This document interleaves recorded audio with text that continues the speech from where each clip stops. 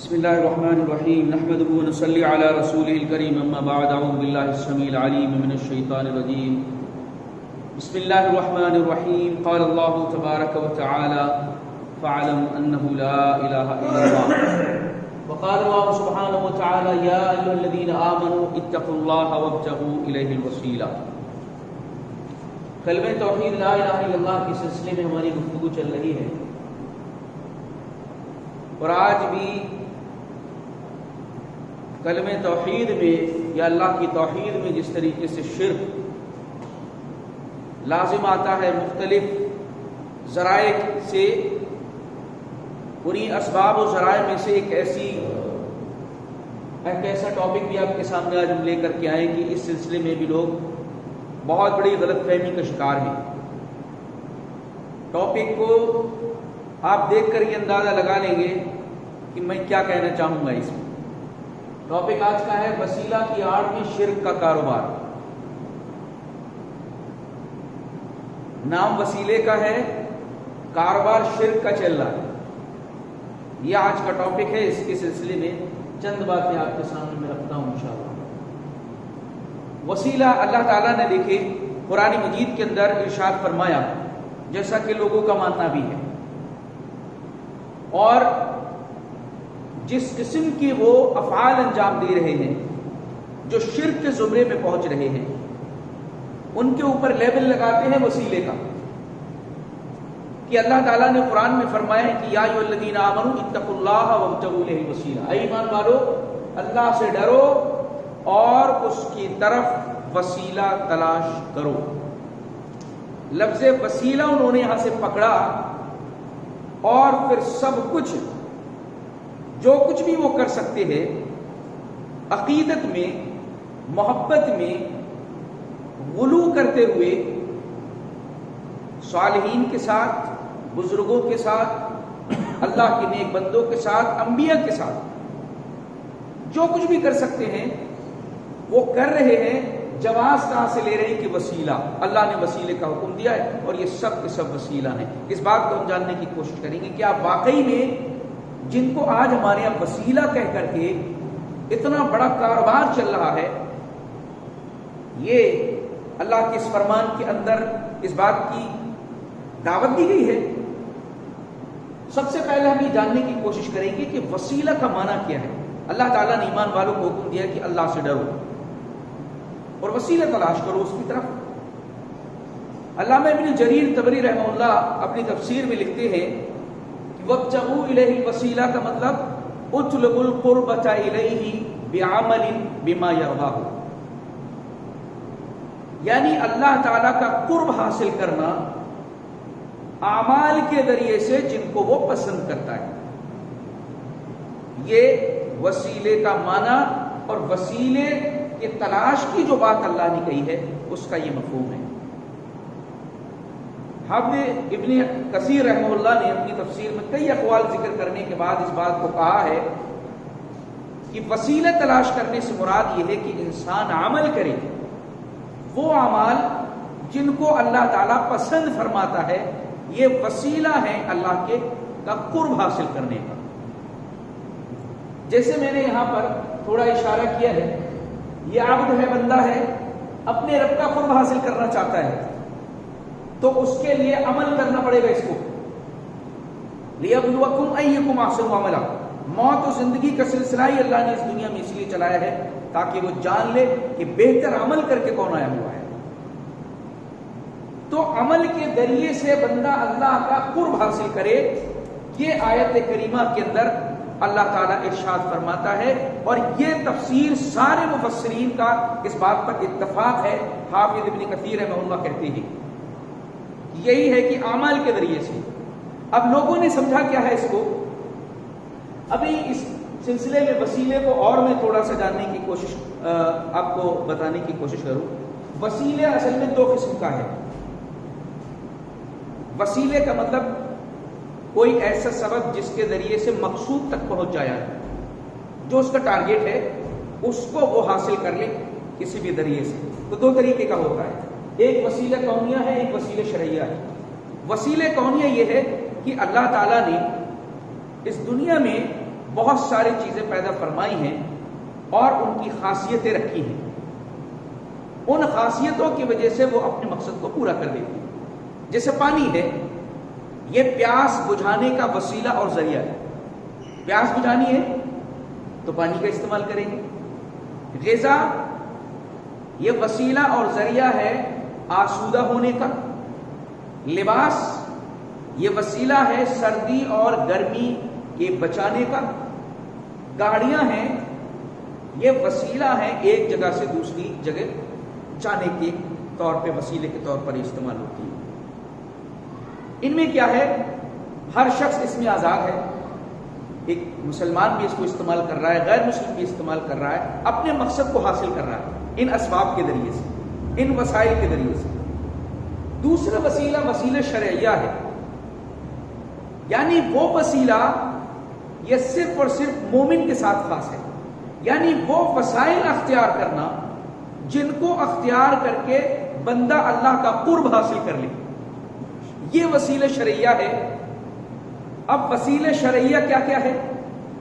وسیلہ شرعیہ میں اخلاص کے ساتھ، فہم اور سمجھ کے ساتھ کلمہ شہادت کا اقرار بندہ کرتا ہے اور اس کے مطابق عمل کرتا ہے تو یہ وسیلہ اور ذریعہ ہے اس کے جنت کے داخل ہونے کے لیے اور جہنم سے بچانے کے لیے. یہ وسیلہ ہے. انسان برائی کر جائے اس کے بعد نیکی کر لے، یہ وسیلہ اور ذریعہ ہے اس کے معافی کا. ان الحسنات یذھبن السیئات، اللہ فرما رہا ہے کہ نیکیاں برائیوں کو ختم کر دیتی ہیں. اسی طریقے سے اذان کے بعد کی دعا جو معصورہ ہے، اللہ کے نبی صلی اللہ علیہ وسلم نے سکھائی ہے، اس دعا کو مؤذن کے کلمات کا جواب دے بندہ، پھر اللہ کے نبی پر درود پڑھے، پھر وہ دعا پڑھے، تو یہ وسیلہ ہے، ذریعہ ہے اللہ کے نبی صلی اللہ علیہ وسلم کی شفاعت حاصل کرنے کا. آپ نے یہی فرمایا. آپ نے فرمایا کہ جو شخص مؤذن کے کلمات کو دہراتا ہے، اس کے بعد میرے اوپر درود پڑھتا ہے، پھر اللہم رب هذه الدعوة التامة والصلاة القائمة آت محمدا الوسیلة والفضیلة وابعثه مقاما محمودا للذی وعدت، جو یہ پڑھتا ہے حلت لہ شفاعتی، تو میری سفارش اس کے لیے ضروری ہو جاتی ہے. تو یہ دعا پڑھنا اللہ کے نبی صلی اللہ علیہ وسلم کی سفارش حاصل کرنے کا وسیلہ اور ذریعہ ہے. اس دعا میں کیا کہہ رہے ہیں آپ؟ اللہ تعالیٰ سے دعا کر رہے ہیں کہ اللہ محمد صلی اللہ علیہ وسلم کو وسیلہ عطا فرما. وہاں وسیلے ایک مقام کا نام ہے جس کا اللہ تعالیٰ نے محمد صلی اللہ علیہ وسلم سے مانگا ہے. آپ نے فرمایا کہ جو شخص میرے لیے اللہ سے صلی اللہ الوسیلۃ لی، یعنی میرے لیے اللہ سے وسیلہ مانگو تم لوگ. ہم اللہ کے نبی صلی اللہ علیہ وسلم کے لیے کہہ رہے ہیں اللہ وسیلہ عطا کر دے، محمد صلی اللہ علیہ وسلم کو مقام عطا کر دے. تو آپ نے فرمایا کہ یہ وسیلہ اور ذریعہ اس بات کا ہے کہ میری سفارش اس کے لیے حلال ہو جاتی ہے. تو یہ وسائل ایسے ہیں جو شرعی وسائل ہیں، ان کے ذریعے سے بندہ اللہ کا قرب حاصل کرتا ہے. کچھ وسائل ایسے ہوتے ہیں جو وسیلے کونیہ شرعیہ ہوتے ہیں، وسیلے کونیہ محرمہ بھی ہوتی ہیں. جیسے مثال کیا ہے، حصول رزق کے لیے انسان رزق کو حاصل کرنے کا ذریعہ کیا ہے؟ تجارت کرے، کاروبار کرے، کھیتی باڑی کرے، رزق کے حصول کا ذریعہ ہے. یہ کیا ہے؟ وسیلہ کونیہ بھی ہے اور شرعیہ ہے، صحیح ہے. اسی طریقے سے رزق کے حصول کے لیے انسان سودی کاروبار کرے، چوری کرے رزق کو حاصل کرنے کے لیے، ڈاکہ ڈالے، یہ بھی رزق حاصل کر رہا ہے. جس وسیلے سے یہ رزق حاصل کر رہا ہے وہ وسیلہ حرام ہے. تو کچھ وسائل ایسے ہیں جو حرام ہیں، کچھ وسائل شرعی ہیں، جائز ہیں، مشروع ہیں، جن کا حکم دیا گیا ہے. اب آپ اس آیت کریمہ کے اندر وسیلہ لفظ آنے سے یہ نہیں کہہ سکتے کہ سارے وسیلے حلال ہیں آپ کے.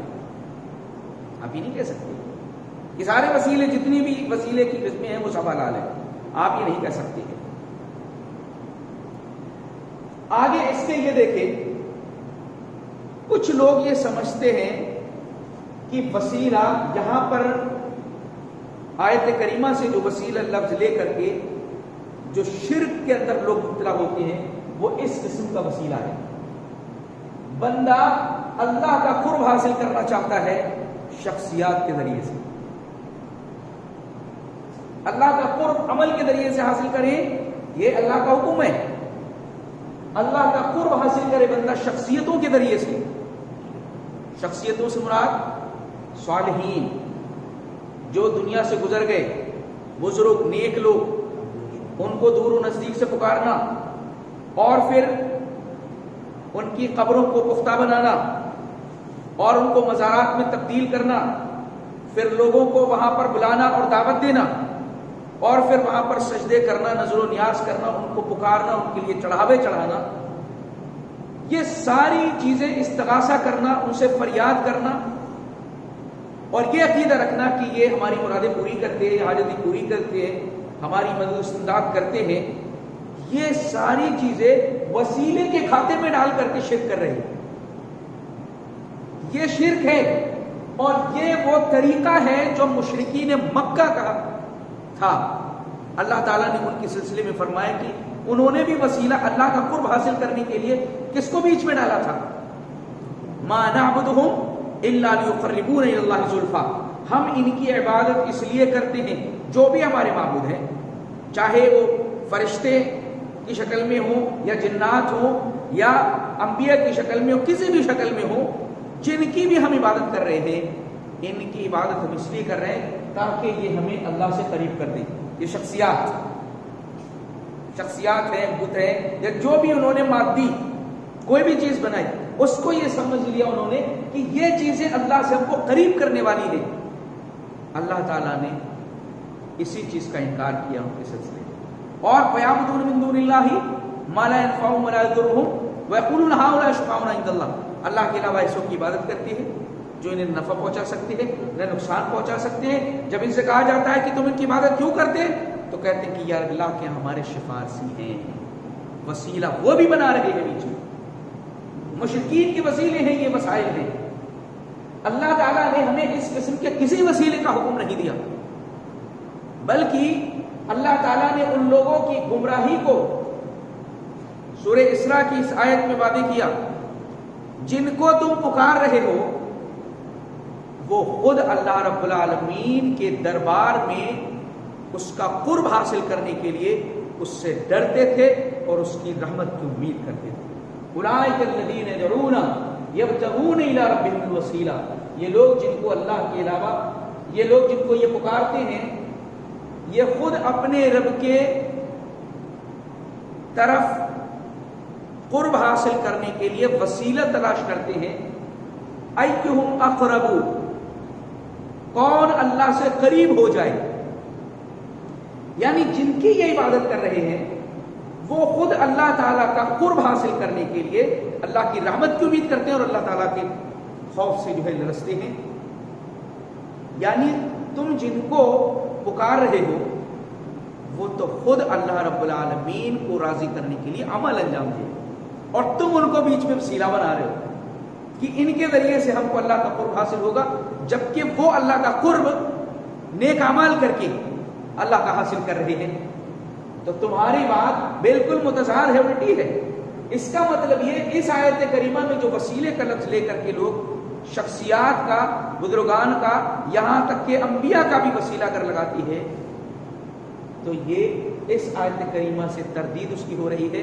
شخصیات کا وسیلے کا ذکر ہے ہی نہیں، بلکہ اعمال کے وسیلے کا ذکر ہے۔ اعمال کے ذریعے سے انسان اللہ تعالیٰ کا قرب حاصل کرے۔ ہمارے یہاں ہوتا کیا ہے، لوگ الجھن میں کیسے شکار ہوتے ہیں، جتنا مزارات کا، جتنا خانقاہوں کا، جتنا مٹھوں کا، جتنا کاروبار ہے، وہ صرف اس بات پر چل رہا ہے کہ اللہ نے کہا ہے کہ وسیلہ تلاش کرو اور یہ وسیلہ ہے، ٹھیک ہے، اسی وجہ سے یہ سارا چلا رہے ہیں۔ قرآن مجید کی آیت کا ایک لفظ انہوں نے لکھا۔ اب اس کے پیچھے کہانی کیا ہوتی ہے، ان کو یہ لگتا ہے کہ وسیلہ شرعیہ، یعنی جو یہ وسیلہ لے رہے ہیں وہ جائز ہے بھی یہ دین میں یا نہیں ہے۔ بھئی آپ وسیلہ جو اختیار کر رہے ہیں اس وسیلے کا کتاب و سنت کے اندر ذکر ہے یا نہیں، اللہ اس کے رسول نے اس وسیلے کی طرف رہنمائی کی ہے یا نہیں، تو یہ بزرگان کا، فوت شدگان کا جو بھی وسیلہ یہ کر رہے ہیں اس قسم کا کوئی تذکرہ موجود ہے۔ لیکن کرتے کیا ہیں لوگ یہ سمجھتے ہیں کہ ہر وسیلہ درست ہے جس سے کام بن جائے، جس سے کام ہمارا ہو جائے نا وہ صحیح ہے۔ بھائی فلاں آدمی جو تھا اس کے بیٹا نہیں ہو رہا تھا، وہ فلاں مدار پر گیا اور اس نے جو 2-4 حاضری کی اور اس کا بیٹا ہو گیا اس کے یہاں پر، تو 10-5 اور بتایا، اس نے سوچا اچھا کام ایسے بن جاتا ہے، اس کا مطلب یہ صحیح ہے۔ وہ صحیح بول رہا ہے یا جھوٹ بول رہا ہے یا صرف شعبدے بازی کر رہا ہے، اس کا کوئی تحقیق نہیں کرتا۔ مشہور اس قسم کی باتیں ہو جاتی ہیں کہ فلاں کی مراد فلاں جگہ سے پوری ہو گئی، تو کام کا بن جانا کسی چیز کے صحیح ہونے کی دلیل تو نہیں ہے نا۔ کیا وہ واقعی میں جس ذریعے سے انہوں نے اس کو حاصل کرنے کی کوشش کی ہے وہ ذریعہ اور وسیلہ ہمارے دین میں مشروع ہے بھی یا نہیں ہے، اس کو جائز قرار دیا گیا یا نہیں دیا گیا؟ اس قسم کی باتوں کے ذریعے سے جو کرامات گھومتی ہے نا، وہ اسی لیے گھمائی جاتی ہیں تاکہ لوگوں کی عقیدت ان کے تعلق سے بنے، اور پھر لوگ، اب آپ جانتے ہیں قرآن اور سنت سے تو لوگوں کو دور کا واسطہ ہوتا نہیں، تو وسیلہ نہیں بلکہ ڈائریکٹ انہی کو پکارنا شروع کر دیتے ہیں، ڈائریکٹ انہی سے امیدیں اور خوف جو ہے کرنے لگتے ہیں، امید انہی سے وابستہ کر لیتے ہیں، ڈائریکٹ انہی کو پکارتے ہیں وسیلے کا تو نام لے کر کے، کیونکہ جس کو قرآن و سنت کا علم نہیں ہے وہ کہاں پر جا کے گمراہ ہوگا، اس کا کوئی اندازہ نہیں کیا جا سکتا۔ تو جو کام بن جائے جس کا، تو سو لوگ سمجھتے ہیں یہ صحیح ہے۔ اگر ایسی بات ہے تو پھر قرآن مجید میں اللہ تعالیٰ نے جوئے اور شراب کے سلسلے میں بھی کہا ہے منافع للناس، لوگوں کے لیے اس میں فائدہ ہے، تو کیا اس فائدوں کو دیکھ کر کے شراب کے اور جوئے کے کاروبار چالو کر دیے جائیں؟ مسلمانوں کو اس بات کی ہدایت کی جائے کہ شراب اور جوئے کے کاروبار میں فائدہ ہے، قرآن کہہ رہا ہے، تو پھر ان کاروبار کو چلایا جائے، مسلمانوں کی معیشت کو بڑھایا جائے۔ یسألونک عن الخمر والمیسر قل فیہما اسم کبیر ومنافع للناس، اللہ فرما رہا ہے لوگ جوئے کے بارے میں، شراب کے بارے میں آپ سے سوال کرتے ہیں تو آپ کہیے کہ نفع کے مقابلے میں گناہ زیادہ ہے اور لوگوں کے لیے اس میں فائدہ بھی ہے۔ بھائی شراب بکے گی، کاروبار بڑھے گا، پیسہ آئے گا، فائدہ ہو رہا نہیں ہو رہا ہے؟ جوئے کا بھی ہے، جس کا سٹا لگا اس کو فائدہ ہوا، اور عرب کے پس منظر میں جہاں پر وہ اس قسم کی حرکت کیا کرتے تھے تو جوش میں جنون میں آ کر کے غریبوں کی پھر پارٹیاں ہوا کرتی تھی، ان کے لیے دار و خیرات کرتے تھے شراب کے نشے میں آ کر کے، تو اللہ نے فرمایا کہ اس میں بھی فائدہ ہے، تو کیا اس فائدے کو دیکھ کر کے اس کام کو مشروع کر دیا جائے؟ اسی طریقے سے جو کاہن ہوتے ہیں، نجومی ہوتے ہیں، کاہنوں کے سلسلے میں اللہ کے نبی صلی اللہ علیہ وسلم نے ارشاد فرمایا کہ یہ بھی آسمانوں سے ایک بات کو سن لیتے ہیں اور اس کے بعد 99 اور نہ جانے کتنی جھوٹی باتیں ملا کر کے شیاطین کاہنوں کو بتاتے ہیں اور یہ کاہن لوگوں کو بتاتے ہیں، تو کہیں نہ کہیں اس کاہن کی بھی بات صحیح ہو جاتی ہے کبھی، جو اس نے شیطان کے ذریعے سے پالی تھی صحیح خبر۔ اس کا مطلب کیا ہے؟ اگر وہ صحیح خبر دے دے تو کاہنوں کے پاس جانا صحیح ہو جائے گا، عراف کے پاس جانا صحیح ہو جائے گا، نجومیوں کے پاس جانا صحیح ہو جائے گا۔ کیا کوئی چیز کسی ذریعے سے حاصل ہو جائے وہ ذریعہ صحیح مان لیا جائے گا؟ بھائی چوری ہے، آدمی چوری کے ذریعے سے مال کما رہا ہے، اس کو مال حاصل ہو گیا تو کیا چوری کرنا جائز ہو جائے گا؟ آپ نے تو یہ دیکھا کہ کسی بھی مزار پر، کسی بھی بزرگ کے خانقاہ پر گئے ہم، اور وہاں ہم نے جو چڑھاوا چڑھایا جیسا لوگوں نے بتایا، لوگوں کے کاروبار ایسے بنے بھی، کام بنے بھی، تو ہم نے بھی جا کر کے ویسا ہی کرنا شروع کر دیا۔ تو کیا ہم یہ دیکھیں گے یہ جو ہو رہا ہے یا جس کی طرف رغبت دلائی جا رہی ہے یہ شریعت کے اندر مشروع ہے یا نہیں؟ ہماری شریعت نے اس بات کی اجازت دی ہے یا نہیں دی ہے؟ اس بات کو دیکھنا لازمی ضروری ہے۔ فائدے اور نقصان کو نہیں دیکھا جائے گا، بلکہ یہ دیکھا جائے گا کہ اللہ اور اس کے رسول نے وہ وسیلہ، وہ ذریعہ صحیح بتایا ہے اللہ کی رضا حاصل کرنے کے لیے، اس کا قرب حاصل کرنے کے لیے۔ اس لیے یہ جو طریقہ ہے یہ اسلام میں اس کی کوئی گنجائش نہیں، اس کے ذریعے سے شرک لازم آتا ہے کہ بندہ شخصیات کے ذریعے سے قرب حاصل کرے۔ وسیلے کا لفظ لے کر کے لوگوں کو گمراہ کرتے ہیں، اس کی سچائی آپ کے سامنے آ چکی ہے۔ یہ طریقہ اعمال کے ذریعے سے وسیلے کا انکار کوئی نہیں کرتا۔ قرآن میں وسیلے کا جب ذکر آ گیا تو کوئی انکار نہیں کر سکتا ہے، لیکن ان حرام اور ناجائز وسیلوں کا انکار کرتے ہیں جن کی شریعت کے اندر کوئی گنجائش نہیں۔ جو صحیح ترین وسائل اور ذرائع ہیں، وسیلے ہیں، قرآن و سنت کی روشنی میں جو ہمیں ملتے ہیں، وہ 3 قسم میں آپ جو ہے ان کو بانٹ سکتے ہیں۔ ایک یہ کہ اللہ تعالیٰ کو پکارا جائے۔ دیکھیے دعا کیا ہے؟ اللہ کے قرب حاصل کرنے کا ذریعہ ہے، دعا عبادت ہے۔ اب اس دعا جو عبادت ہے، اس کے ذریعے سے بندہ قرب کیسے حاصل کرے؟ تو اللہ نے اس کا طریقہ یہ بیان فرمایا، وَلِلَّهِ الْأَسْمَاءُ الْحُسْنَى فَادْعُوهُ بِهَا۔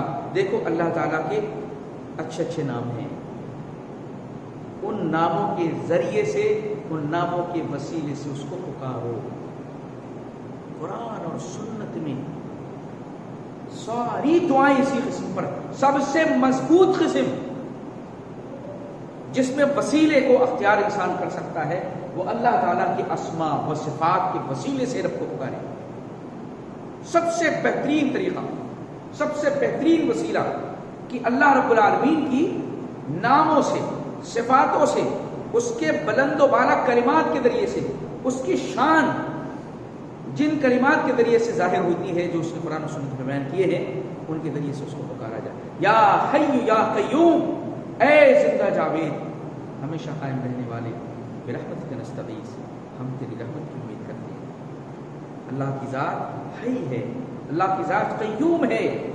اللہم انت رب السماوات والارض فاطر السماوات والارض، اے اللہ آسمان و زمین کے رب، آسمان و زمین کے خالق۔ یہ اللہ کی صفات ہے، ان کے ذریعے سے پکاریے، اپنے مدعا رکھے سامنے، اللہ سے کیا مانگنا چاہتے ہیں۔ اللہ کے نبی صلی اللہ علیہ وسلم جب رات کو اٹھا کرتے تھے تو کیا پڑھا کرتے؟ اللہم رب جبرائیل و میکائیل و اسرافیل فاطر السماوات والارض۔ یہ اللہ کی تعریف، اللہ کی صفات اور اللہ کے ناموں کو اللہ کے نبی صلی اللہ علیہ وسلم ذکر کرتے تھے، اور اس کے بعد آپ اپنی بات کو رکھا کرتے تھے، اپنے مدعا کو رکھتے تھے کہ اہدنی بمختلف فی اللہ، مجھے ہدایت عطا فرما دے جن میں لوگ اختلاف کر رہے ہیں۔ پہلے اللہ تعالیٰ کی حمد و تعریف کی جا رہی ہے۔ اللہ تعالیٰ نے اس بات کا حکم دیا ہے، یہ وسیلہ ہے اللہ کے صفات، اللہ کے نام، یہ وسیلہ ہے اس بات کا کہ اللہ تعالیٰ کا قرب حاصل کیا جائے، ان ناموں کے ذریعے سے پکار کر کے اللہ رب العالمین، ٹھیک ہے۔ اور دوسرا انسان کا اپنا عمل ہے، جیسا کہ اس کی آیت کریمہ کے اندر وسیلے کے لفظ کے معنی میں ہم نے دیکھا، عمل کے ذریعے سے انسان دعا کر رہا، یہ بھی عمل ہے، زبان کا عمل ہے۔ اسی طریقے سے دیگر اعضاء سے بھی جو اعمال انجام دے رہا ہے بندہ، ان طریقوں سے جو شریعت میں مشروع ہے، ان کے ذریعے سے اللہ کا قرب حاصل کر رہا ہے، تو اس کی مکمل اجازت ہے۔ اللہ تعالیٰ فرماتا ہے ربنا اننا آمنا فاغفر لنا، ایمان والوں کی دعا کو اللہ ذکر فرما رہا ہے کہ اے ہمارے پروردگار، ہم ایمان لیا ہے تو تو ہمیں معاف فرما، یعنی ایمان ہم جو لے کر کے آئے مولا، اس کو ہمارے لیے بخشش کا ذریعہ بنا دے، اس کو بخشش کا وسیلہ بنا دے۔ ربنا اننا سمعنا منادی ینادی للایمان ان آمنوا بربکم فآمنا ربنا فاغفر لنا، اے ہمارے پروردگار، ہم نے سنا ایک پکارنے والے کو پکار رہا تھا کہ اے لوگوں اپنے رب پر ایمان لے آؤ، تو ہم ایمان لے آئے تو اے ہمارے پروردگار ہمیں تو معاف کر دے۔ تو ایمان ایک عمل ہے، ایک فعل ہے، ایمان قبول کیا ہے، اس کے ذریعے سے کوئی نیک عمل آپ نے کیا ہے، خالص اللہ کی رضا کے لیے کیا ہے، اس عمل کو وسیلہ بنائیے کہ اللہ واقعی میں اگر خلوص دل کے ساتھ میں نے تیری رضا چاہنے کے لیے اس عمل کو کیا ہے، تو مولا کریم اس عمل کے اخلاص اور خلوص کی بنیاد پر میرے کام کو آسان کر دے، یا میری حاجت و ضرورت کو پورا کر دے۔ اس سلسلے میں بخاری کی وہ طویل روایت جس میں 3 لوگوں کا ذکر اللہ کے نبی صلی اللہ علیہ وسلم نے پہلے زمانوں میں کیا کہ ایک سفر پر تھے، تینوں، بارش آئی، طوفان آیا، غار کے اندر چھپ گئے، اور غار میں جیسے ہی گئے ایک بڑا سا پتھر آ کر کے غار کے منہ کو بند کر دیتا ہے، وہ تینوں وہاں پر بند ہو جاتے ہیں۔ وہاں وہ اپنے نیک اعمال کو یاد کرتے ہیں، تینوں ایک کے بعد دیگرے، جو بھی انہوں نے خالص اللہ کی رضا کے لیے عمل کیا تھا اس کو انہوں نے وسیلہ بنایا، اللہ تعالیٰ کے سامنے ذکر کیا اس کا کہ مولا یہ کام اگر ہم نے تیری رضا کے لیے کیا ہے تو اس مصیبت سے ہم کو نجات دے۔ پہلے نے کیا، دوسرے نے کیا، تیسرے نے کیا، یہاں تک کہ وہ پورا پتھر ہٹ گیا نیک اعمال کے وسیلے سے، کیونکہ انسان کے لیے رب نے قانون یہ بنایا ہے لیس للانسان الا ما سعی، انسان کو وہی کچھ ملے گا جس کی اس نے کوشش کی ہے۔ اگر یہ شخصیات اللہ تعالیٰ کے یہاں اونچا مقام انہوں نے پایا ہوا ہے، بزرگ ترین شخصیتیں ہیں، صالحین ہیں، نیک ہیں، شہداء ہیں، انبیاء ہیں، جو بھی ان کا مقام حاصل ہوا ہے انہوں نے محنت کی ہے اللہ کو راضی کرنے کے لیے، قربانیاں دی ہیں، جد و جہد کی ہے اور صبر کیا ہے، اللہ کے حکم پر چل کر کے انہوں نے یہ مقام حاصل کیا ہے، تو ان کو جو مقام ملا ہے اس سے ہم کو کیا فائدہ ہوگا؟ ارے یہ تو ان کو ملا نا، کیونکہ کوشش جس نے کی اس کو ملے گا، اس کا یہ اللہ کا فرمان ہے۔ تو ہم ان کے وسیلے کو لگا کر کے کیا کہنا چاہتے ہیں؟ ہم رسوا کرنا چاہتے ہیں ان کو؟ بھائی ہم آپ نے جو کام کیا آپ کو اس کا اجر مل رہا ہے اللہ کے یہاں پر، میں آپ کے وسیلہ کیسے لگا سکتا ہوں؟ کیا اس بات کی اتھارٹی ہماری دین نے دی ہے، شریعت نے دی ہے؟ تو اس قسم کے وسیلے کی کوئی گنجائش نہیں، نیک اعمال کا وسیلہ آپ لگا سکتے ہیں، یہ دوسرا ایک شرعی وسیلہ ہے، ذریعہ ہے جس کے ذریعے سے آپ اللہ کا قرب حاصل کر سکتے ہیں، اسی کو کہا ہے اللہ نے وسیلہ تلاش کریں۔ ایک تیسری چیز ہمیں اور ملتی ہے، اپنے بھائی سے استغفار کے لیے کہنا، اپنے بھائی سے دعا کے لیے کہنا۔ اب اس میں ضروری نہیں ہے کہ بھائی سامنے ہی ہو تبھی اس کے لیے دعا کریں، آپ پیچھے بھی کر سکتی ہیں، نماز جنازہ ہے، آپ دیکھیے اس کے لیے دعا کر رہے ہیں اللہم اغفر لحینا و میتنا، اس کے لیے دعا کر رہے ہیں، استغفار کر رہے ہیں۔ اسی طریقے سے ضروری نہیں ہے کہ چھوٹا جو ہے بڑے سے ہی کہے کہ آپ میرے لیے دعا کر دیں، بڑا بھی چھوٹے سے کہہ سکتا ہے۔ یہاں پر کنفیوژن کیا ہے؟ ارے یہ بہت اونچے ہیں، بہت شخصیتیں اونچی ہیں پہنچی ہیں۔ اگر کوئی شخص باحیات ہے تو اپنے بھائی سے کہہ سکتا ہے، اوپر اور نیچے بھی ہوگا، کوئی فرق نہیں ہوگا۔ اللہ کے نبی صلی اللہ علیہ وسلم کے لیے وسیلے کا سوال ہم کرتے ہیں، کرتے نہیں کرتے؟ اللہ محمد صلی اللہ علیہ وسلم کو وسیلہ عطا فرما دے تو کیا محمد صلی اللہ علیہ وسلم کا مقام اور ہمارا مقام مقابلہ ہے؟ لیکن ہم کہہ رہے ہیں۔ اللہ کے نبی صلی اللہ علیہ وسلم نے حضرت عمر رضی اللہ تعالیٰ عنہ نے جب اجازت چاہی اللہ کے نبی عمرے کے لیے میں جانا چاہتا ہوں، تو آپ نے فرمایا کہ ان لسنا، عمر ہمیں اپنی دعاؤں میں بھولنا نہیں۔ سبحان اللہ، اللہ کے نبی کہہ رہے ہیں حضرت عمر سے، تو بڑے چھوٹوں سے کہہ رہے ہیں کہ آپ اس قسم کی اللہ سے ہمارے لیے استدعا کریں۔ تو ضروری نہیں کہ بڑے سے ہی کہا جائے، بلکہ ایک مومن دوسرے مومن کے لیے استغفار کے لیے، اپنی پریشانی کے لیے کہہ سکتا ہے، دعا کے لیے کہہ سکتا ہے۔ زندگی میں جب وہ باحیات ہیں، انتقال فرمانے کے بعد، دنیا کے جانے کے بعد کسی سے آپ کچھ نہیں کہہ سکتے۔ اللہ فرما رہا ہے قیامت تک یہ جواب نہیں دے سکتے، جو قبروں میں مدفون ہیں وہ سن نہیں سکتے۔ وما انت بمسمع من فی القبور، جو قبروں میں ہیں وہ سن نہیں سکتے۔ اگر یہ سن بھی لے، تمہاری پکار سنتے نہیں، سن بھی لے تو جواب نہیں دے سکتے۔ ان ساری آیت کا مفہوم یہی ہے کہ آپ زندگی میں اپنے کسی بھائی سے کہہ سکتے ہیں، کسی بزرگ سے کہہ سکتے ہیں، کسی اللہ والے سے کہہ سکتے ہیں کہ آپ ہمارے لیے اللہ سے استغفار کر دیں۔ اور یہ چیز اللہ کے نبی صلی اللہ علیہ وسلم کے زمانے میں صحابہ کرام کے درمیان رائج تھی۔ اللہ کے نبی صلی اللہ علیہ وسلم جمعے کا خطبہ ارشاد فرمایا، ایک دیہاتی کھڑا ہوتا ہے، اللہ کے نبی سوکھا پڑ گیا ہے، جانور مرنے لگے اور بستیاں اجڑ رہی ہیں، اللہ کے نبی دعا کر دیجئے اللہ سے۔